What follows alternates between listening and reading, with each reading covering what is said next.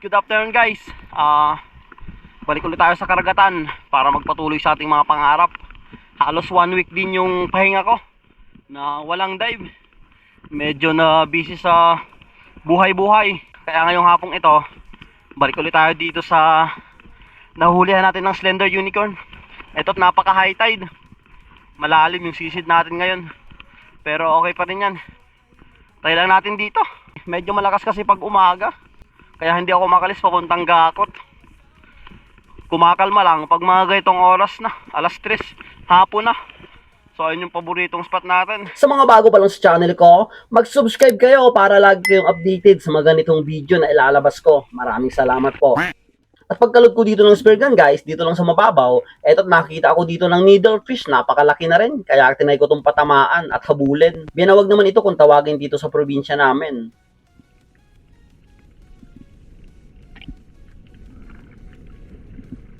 Kaya lang, pagka-pull ko ng trigger, ayun, hindi tinamaan. Medyo magalaw kasi yung alon, kaya nakaiwas yung napakalaking needlefish. At dito guys, habang papunta ako sa malalim, nakasalubong ako ng grupo ng Samaral. Eto, ang dami nila. Nandito lang din sa mababaw na area.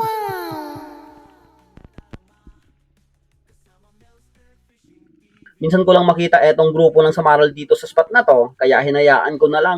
Baka kasi nagmi-mating etong ganitong mga isda, kaya nagtipon-tipon sila dito sa mababaw na area, baka mangingitlog. Kaya hindi muna ako pumitas dito sa grupo, hinayaan ko muna to.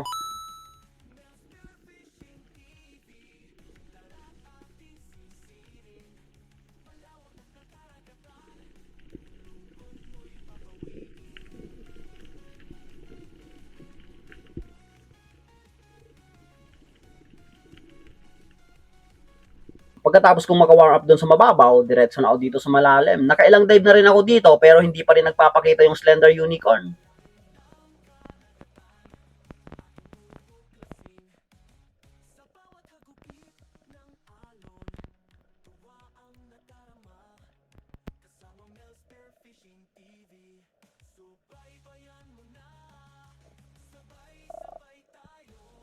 Ang nagpakita lang dito is yung mga midnight snapper, yung ang ilap na isda. Yung hindi mo talaga makukuhaan pag mga ganitong maaga pa. Kaya nag-resurface na lang muna ako dito.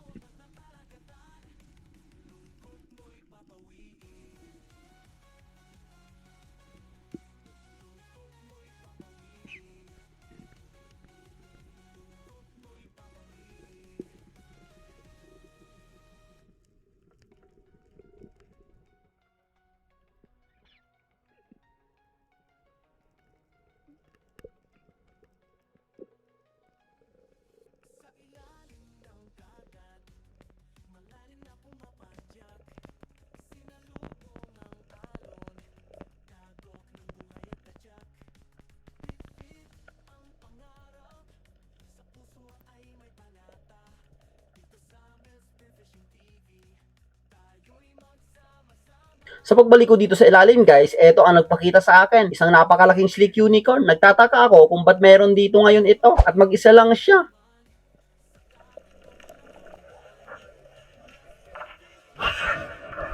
Hindi kasi ako nakakita dito ng ganitong slick unicorn, yung malaki. Ang palagi nakikita ko lang dito, yung mga maliliit lang. Siguro naligaw lang to. Dati kasi dito talaga is ang daming ganito kalalaking slick unicorn. Pero nung naubuso, nilambatan, naubos sila. Kaya eto naging unang isda natin.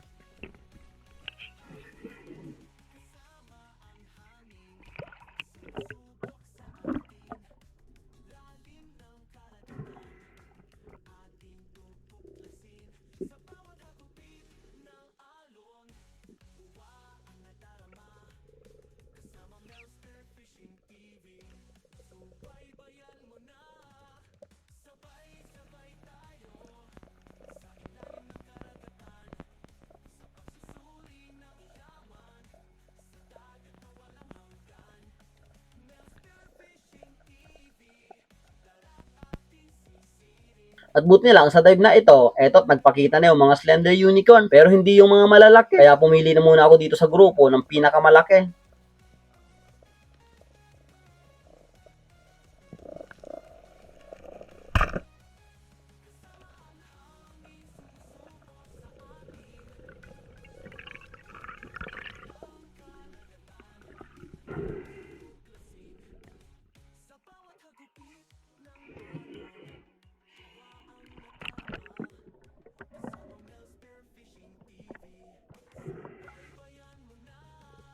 Makalipas pa ng isang oras ng pagdadive, dalawa pa lang yung huli natin. At eto, hindi pa ako dito nakakapwesto, sinalubong ako na itong mga malalapad na unicorn. Etong ganitong unicorn is lumalaki talaga ito. Nakahuli na ako sa previous video natin ng mga 4 na kilo. Pero ang nagpakita dito sa atin is maliliit lang. Wala pa atang kalahating kilo to. Kaya inaantay ko talaga dito yung mga slender unicorn. Mas malalaki kasi.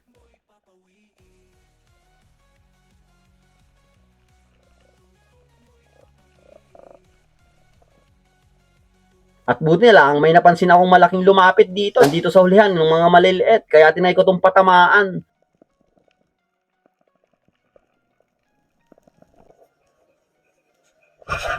Medyo malayo yung pagkatira ko. Buti na lang, tinamaan pa.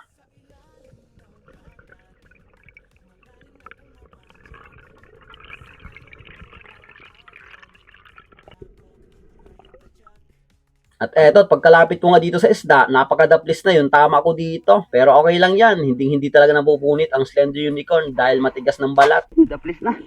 Medyo malayo yung pagkatira ko dito. Nakaharang kasi yung mga maliliit. Pero tinamaan pa din. Matigas kasi ang balat ng slender. Yan. Hindi napunit. Thank you Lord.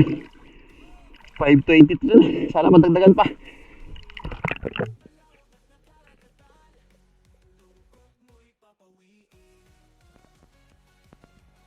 At dito sa dive na to, hindi pa ako nakakapwesto. Nandito agad yung mga malalapad na unicorn. Pero hindi muna tayo tumitira neto dahil nag-aantay tayo ng mga malaking slender. Pero sadyang mailap talaga sila. Ang bagal lumapit, nandyan lang sa unhan, paikot-ikot.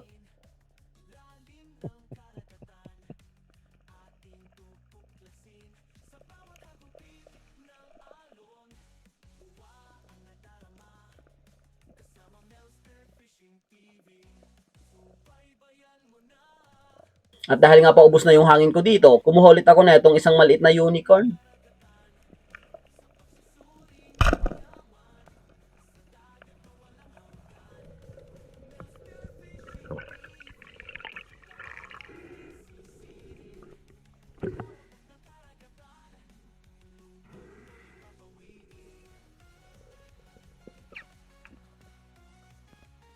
Dito sa dive na to guys, eto medyo madilim na nga. Magdadalawang oras na kasi ako nagda-dive pero hindi pa rin nagpapahuli yung mga malalaking slender unicorn. Mailap kasi, nandiyan naman sa unhan pero ayaw talagang lumapit.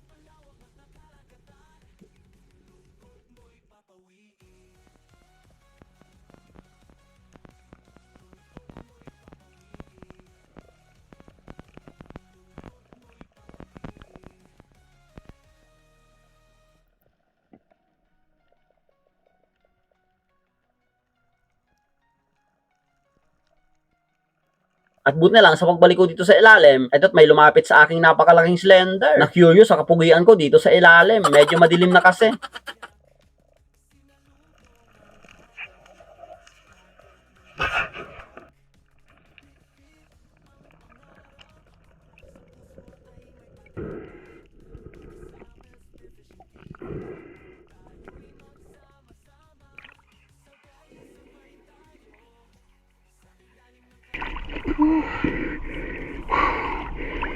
Alas 6 na. Nakahuli pa tayo ng malaking slender unicorn. Mamaya dive pa tayo ng isa dito. Tapos lipat tayo sa mababaw na area. Medyo madilim na dito sa malalim. Thank you Lord.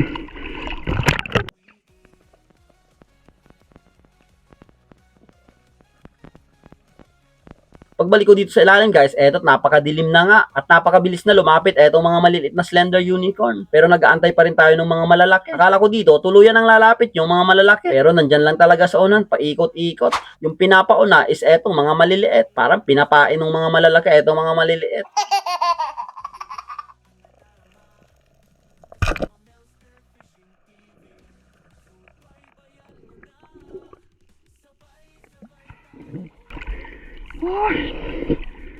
Na tayo sa mababaw.